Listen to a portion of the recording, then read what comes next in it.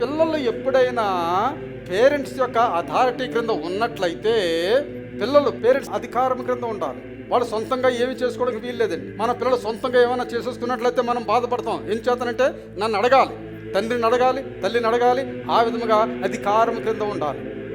ఒకరినొకరు లోబడి ఉండాలని దేవుని వాక్యం సెలవిస్తున్నది. ఆమేన్.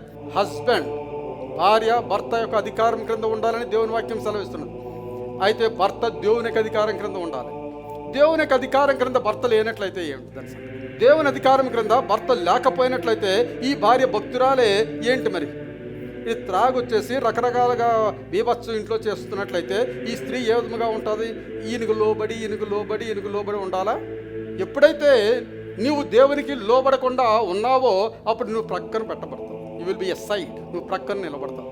అప్పుడు ఎవరు అవుతారండి? భార్యే దేవునికి లోబడినదిగా ఉంటారు. భార్యను అధికారిగా చేయవాడుగా ఉంటాడు.